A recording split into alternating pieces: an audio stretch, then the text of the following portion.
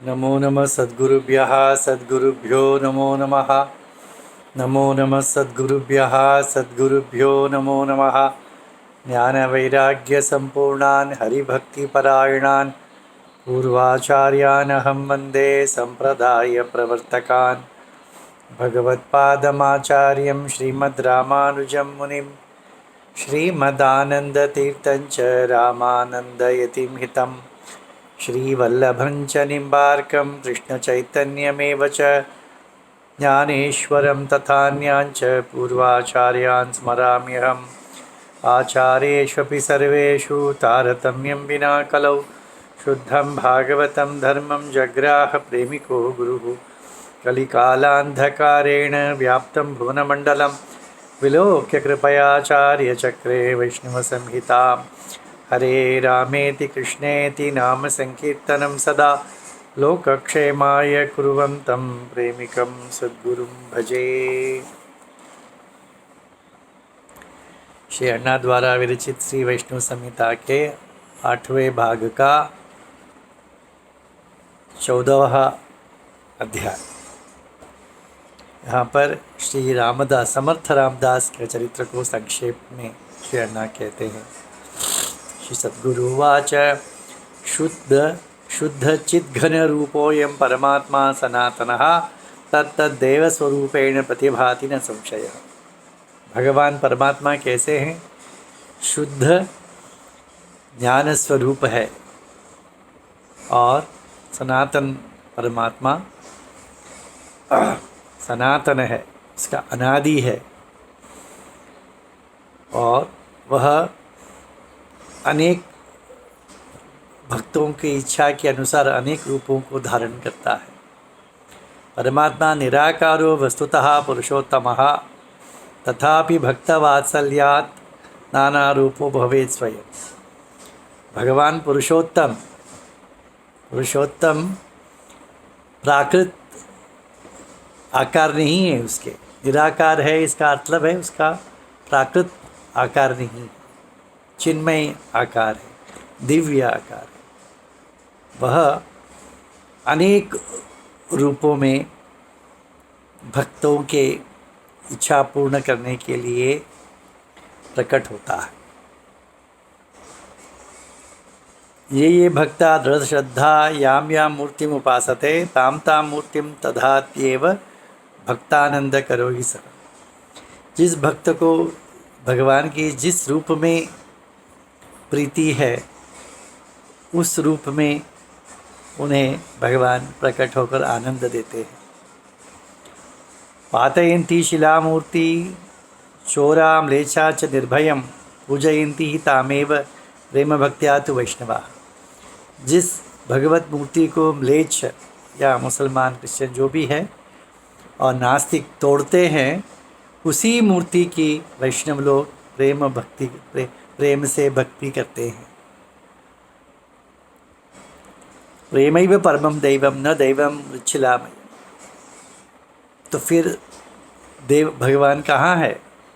मूर्ति में है या हमारे प्रेम में है? मूर्ति को तो उसने तोड़ दिया, परंतु उसमें प्रेम भाव करना ही भगवान है। प्रेम से ही भगवान प्रकट होते हैं। यदि अस्ते हृदय प्रेम सुलभो भगवान। यदि हृदय में प्रेम है तो मूर्ति में क्या, सभी में सब जगह भगवान प्रकट होंगे। लिपिनाशाद् यथा शब्दो नैव नश्यति सर्वगः एवं नाशाचिला मूर्तिरीश्वरो नैव नश्यति। अभी हम लिखते हैं अ अक्षर, उसको मिटा देते हैं। क्या अक्षर मिट गया? अक्षर शब्द मिट गया? नहीं ना। अ तो कह सकते हैं ना, अ तो विद्यमान है ना। सिर्फ जो लिखा हुआ लिपि था वह मिट गया। इसी प्रकार भगवान की मूर्ति को मिटा देने से भगवान नहीं मिटते, क्योंकि वो भगवान की मूर्ति है। तो जैसे अक्षर शाश्वत है उसी प्रकार भगवान शाश्वत है। लिखी हुई अ अक्षर मिट जा सकती है, उसी प्रकार मूर्ति मिट जा सकता है, परंतु भगवान शाश्वत है। इतने सुंदर उदाहरण दिया है। देखिए श्री अण्णा ने, श्री अण्णा हमेशा कहते हैं कि जैसे तुम भाव करते हो वैसे मूर्ति तुमसे व्यवहार करेगा। चोर जब आता है वह मूर्ति को भगवान नहीं देखता, मूर्ति में भगवान नहीं देखता, वह सोने की बना हुआ मूर्ति सिर्फ सोना देखता, तो उसे चुरा कर ले जाता है। भगवान भी सोना ही बनकर रह जाते हैं उसके लिए। जब भक्त आता है वहाँ पर तो भगवान वह सोना नहीं देखता, भगवान को देखता है। तो भगवान उस भक्त से भगवान बनकर व्यवहार करते हैं। तो इसी प्रकार भाव से ही भावग्राही जनार्दन कहते हैं ना, जैसे तुम्हारी भाव हो वैसा वह दिखाई देगा। अव्यक्तम तत्परम ब्रह्म व्यक्तरूपेण भावुकाः आराधयन्ति आलयेषु दृढ़या भक्तिनिष्ठया। जिस भगवान अव्यक्त है, उस ब्रह्म का व्यक्त रूपेण मूर्ति के रूप में भावुक भक्त भक्ति निष्ठा से आराधन करते हैं।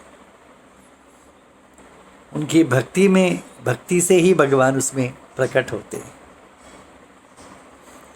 कच्चिद आसीद महायोगी रामदास इति श्रुतः दृढ़व्रतो ब्रह्मचारी ज्ञानी वैराग्य भूषणः। रामदास नामक एक बड़े संत थे, महायोगी थे वे, और ब्रह्मचारी थे, ज्ञानी थे, वैराग्य ही उनका भूषण था। आंजनेय अवतारोयम राम भक्ति मतांबरः, हनुमान के अवतार थे वे। बाल्य गृहात् विनिर्गत्य चकार सुमहत् तपः, उनका विवाह रचने वाले थे माता पिता, तो विवाह मंडप में आए थे वे, और विवाह मंत्र के पूर्व पठन के पूर्व सावधान कहा जाता है। तो आप सावधान से गृहस्थाश्रम में प्रवेश कीजिए, भटक मत जाइए, यही उसका अर्थ हो सकता है। जब पूजा या जो पंडित थे, पुरोहित ने सावधान कहा, ये सचमुच सावधान मानकर भाग गए वहाँ से रामदास। अरे गृहस्थाश्रम भयानक है, मुझे नहीं रहना है, कहते भाग गए। और नासिक पंचवटी के कालाराम मंदिर में आकर उन्होंने 12 वर्ष तक राम नाम का जप किया। तब घोर तप किया राम नाम का वहाँ 12 वर्ष तक। साक्षात्कृत्य रघुशेषम दृढ़या भक्ति निष्ठा, अपनी दृढ़ भक्ति से भगवान राम को भगवान राम का साक्षात्कार किया।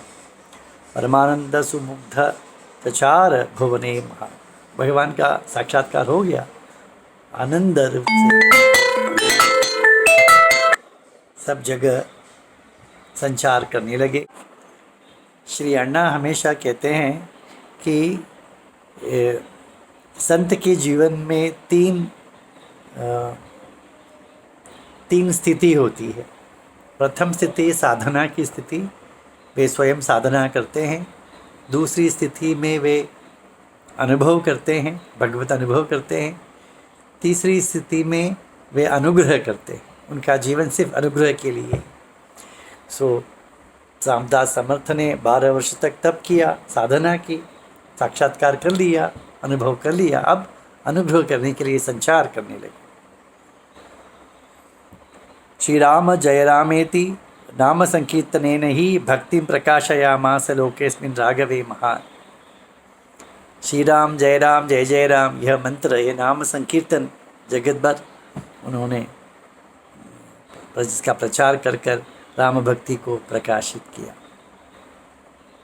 रामदासं महात्मानं समर्थं सर्वकर्मसु सर्वे नराः समाश्रित्य संप्राप्तु परम सुखम्। उनका नाम समर्थ रामदास पड़ा, क्योंकि सभी कार्यों में वे समर्थ थे। उनके जीवन में ऐसे अनेक कथाएं आती है कि जो और नहीं कर पाता था वह वे उसे कर दिखाते थे। तो इस प्रकार सभी इस कार्यों में समर्थ होने से समर्थ रामदास उनका नाम पड़ा था। तो उनका आश्रय लेकर अनेक लोग सुख का आनंद करते थे, सुख का अनुभव करते थे, परम सुख का। शिवाजी राजा तस्यैव रामदासस्य योगिनः प्रसाद विजयं प्राप सदा सर्वत्र शाश्वत। शिवाजी महाराज ने रामदास के अनुग्रह से ही हिंदू साम्राज्य की स्थापना की थी। स एकदा महात्मा स रामभक्तिमतां वरः यदुच्छया विठ्ठलस्य सन्निधिं प्राप सुव्रतः। एक दिन उन्हें एक व्यक्ति ने समाचार पहुंचाया कि कल शिवाजी महाराज ने विठ्ठल पांडुरंग का अभिषेक का आयोजन किया है, तो आप अवश्य, गुरु थे समर्थ रामदास, आप अवश्य आइए। ऐसा शिवाजी महाराज का संदेश रामदास को प्राप्त हुआ था। तो इसीलिए रामदास चल पड़े पांडुरंग पंढरीपुर क्षेत्र में।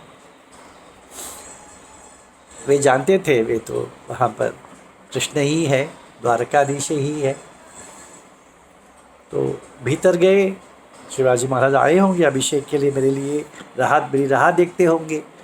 तो गए तो शिवाजी तो नहीं थे वहाँ पर, तो फिर भी वे पांडुरंग का दर्शन करने भीतर गए।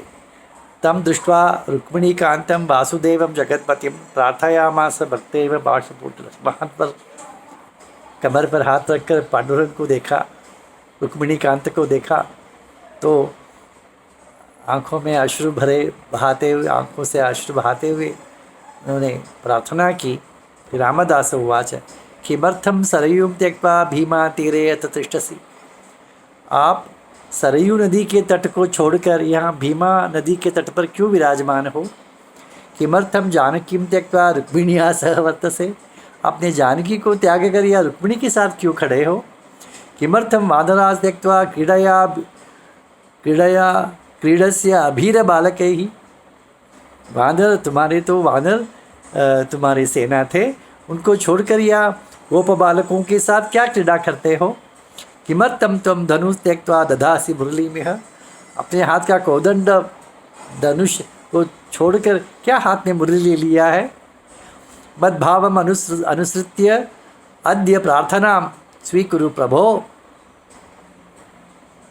तेनैव स्वीय रूपेण दर्शनम देहि राघव। मेरी प्रार्थना को स्वीकार कीजिए और मुझे उसी श्री रामचंद्र के रूप में दर्शन दीजिए। सद्गुरु उवाच एवं संप्रार्थितो देवो भावग्राही जनार्दनः तददौ दर्शनम तस्मै राम रूपेण विठ्ठलः। तो भक्त ने प्रार्थना की तो भगवान मान लिए और उन्हें राम रूप में दर्शन दिया। कैसे थे राम। महाबाहुं विशालाक्षं पीनवक्षस्थलं प्रभुं पुण्यश्लोकं महात्मानं पुण्डरीकायते क्षणं किरीटहार केयूर कुंडलादिविभूषितं हरिचंदनलिप्तांगं कनकांबरवेष्टितं कोदंडपाणिं। हाथ में धनुष ले लिया। सर्वज्ञं सर्वलोक महेश्वरम। मैथिली जानकी के साथ रहे। परिक्ष्वक्तम लक्ष्मणेना भी पूजित, लक्ष्मण भी साथ आ गए वहाँ पर। राजाधिराज सेव्यंच रत्न सिंहासन स्थितम। ये पांडुरंग तो खड़े हैं ना, ईंट पर खड़े हैं, तो वह राज सिंहासन पर बैठे हैं राम जी। हनुमत प्रमुख है एवं वानर अभिसेवित। सभी हनुमान आदि सभी वानर से सेवित थे। विलोक्य रामदासो भी परमानंद मूर्छिता पपाद चरणोपांते विठ्ठल से जगतपते है। इस दृश्य को देखकर आनंद से परिपूर्ण होकर मूर्छित हो गए रामदास महाराज और उनके चरणों में गिर पड़े। मूर्धनि बद्धांजलि पुटो बाष्पसुदिग्धलोचनः उन्मत्तवत् नर्तापि राम रामेति कीर्तयेत्। और राम राम का संकीर्तन करते हुए, गजर करते हुए नाचने लगे। आरिग्यतम यथा पूर्वम पांडुरंग कृपानिधि शांतयामास सानंद प्रेमोन्मत्तम पुनः पुनः। फिर राम वहाँ अदृश्य हो गए, वहाँ पांडुरंग दिखाई दिया। उन्होंने रामदास को आलिंगन दिया और कहा, नहीं भैया, मैं पांडुरंग हूँ, मैं ही राम हूँ।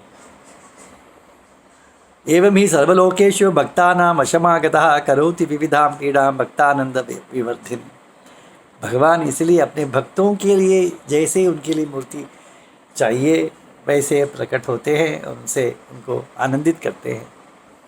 महात्म्यं नैव जानन्ति तस्य प्रेमस्वरूपिणः स्थूलदृष्ट्या विनिन्दन्ति विग्रहाराधनं कला।